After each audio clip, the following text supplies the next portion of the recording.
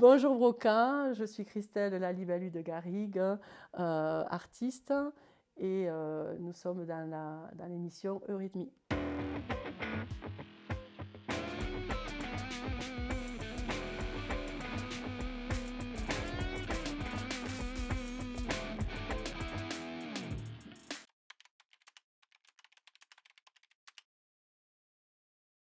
Je n'aime pas le thé. Donc déjà ça, il faut quand même bien le spécifier. Mais je buvais trop de café. Donc un jour, lors d'un confinement, j'étais donc chez moi en train de vouloir de véhiculer un cours à mes élèves. J'étais derrière mon ordinateur et pour ne pas boire un autre café, je me suis fait infuser un thé. Je ne l'ai pas bu ce thé puisque je ne l'aime pas. Et j'ai infusé mon sachet. Et à ce moment-là, en parlant à mes élèves, je me suis rendu compte qu'il était possible d'écrire dessus parce que ça pouvait constituer une feuille de papier. Donc j'ai séché le sachet de thé. Et puis, on se sentait quand même très enfermé avec les masques, avec ce confinement, avec cette stupeur que ça pouvait aussi révéler.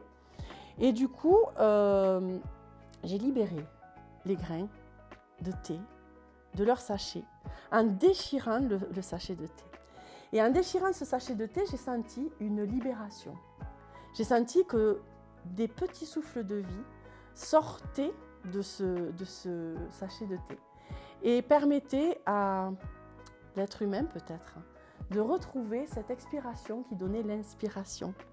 Et c'était pour moi un souffle de vie, c'était pour moi une respiration. Et ensuite, j'ai collé des petits mots arrachés sur les sachets de thé parce que je me suis rendu compte qu'avec un stylo, ça pouvait baver. J'ai fait des expériences. Et ainsi de suite, je me suis interrogée aussi sur moi, sur mes jouets d'enfant, sur mes valeurs, sur mes qualités, sur ce que j'aimais lorsque j'étais une petite fille. Et je me suis souvenue d'un jeu auquel je jouais lorsque j'étais enfant.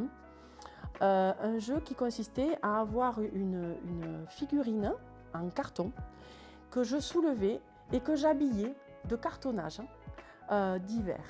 J'adorais ce jeu et je me suis dit pourquoi ne pas le faire avec mon sachet de thé.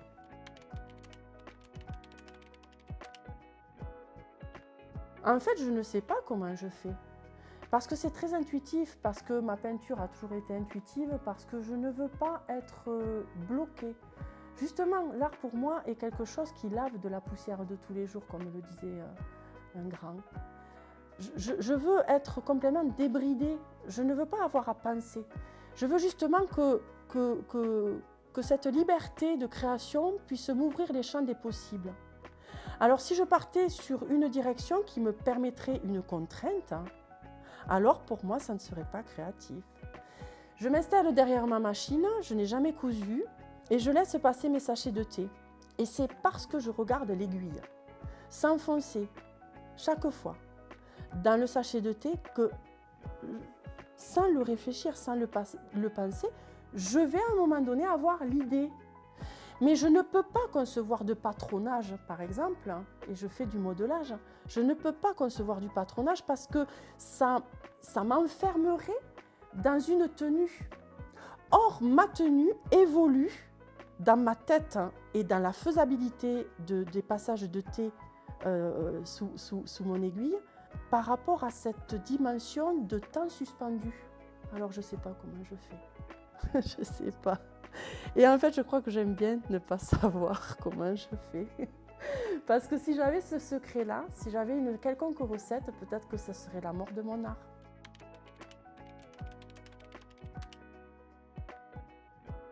Je crois qu'on se donne des défis parce qu'on cherche toujours le dépassement de soi.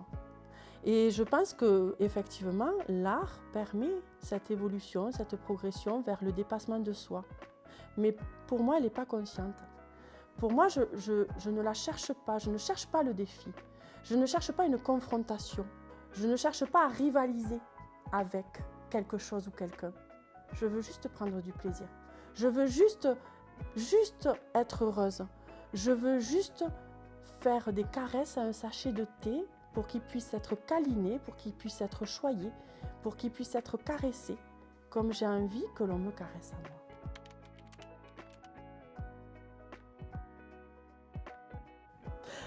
Ah, le commentaire le plus mémorable, ça va être le « waouh ». Et je crois que, en fait, ce ne sont pas des commentaires que j'attends. Ce sont des réactions non verbales.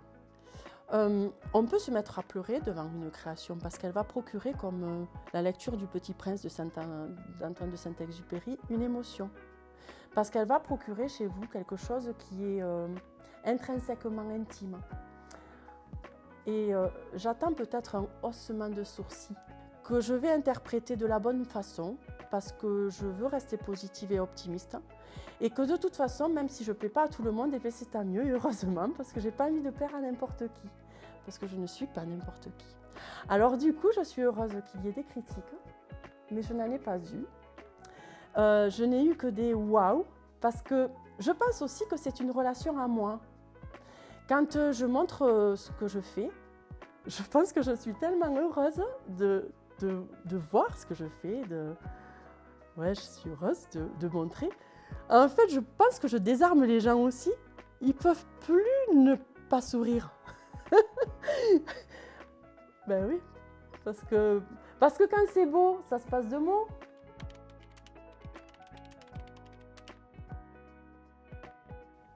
Ah ben oui, explorer. Alors j'ai déjà exploré et je crois que c'est parce que j'ai déjà exploré que j'en arrive à cette définition-là de l'exploration de la matière à recycler. Bon ben voilà, j'ai exploré la chambre à air, j'ai exploré les capsules Nespresso, j'avais déjà un projet avec Nespresso. Voilà, j'ai exploré beaucoup de textures, peut-être même toutes, hein, les filets de pommes de terre, les filets de clémentine, etc. Tout ce qui pourrait être considéré comme jetable. Je pense que j'ai exploré, hein, j'ai fait des bouquins et des livres avec des photos prises par moi, alors c'est épique. Hein. Mais voilà, parce que des anciennes cravates que je recustomise pour donner un petit clin d'œil aussi à des hommes. Voilà, j'aime bien donner ces clins d'œil. J'aime bien qu'à un moment donné, il y ait quelque chose qui, allez, ça capte le regard. Allez, elle nous chope là, quoi. Voilà, elle décale, je décale. Hein. Parce que se trimballer avec un petit canard en laisse, c'est pas quotidien et c'est pas commun. Et c'est ça, pour moi, l'art.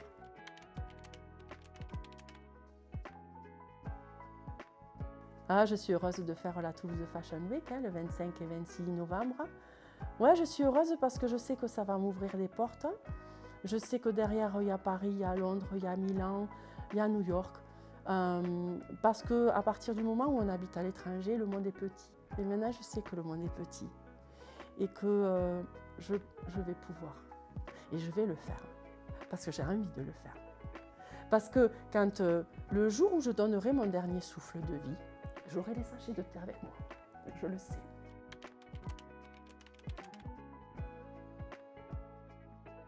Un super pouvoir de me laisser la tête infusée jusqu'à ce que l'eau bout. Mais sans m'ébouillanter pour que je pétille toujours. Ouais, que ce soit des bulles de champagne, que ce soit une infusion qui fuse et qui me donne la fusion et que je puisse partir dans une fusée. Ouais. Ah, j'adorerais.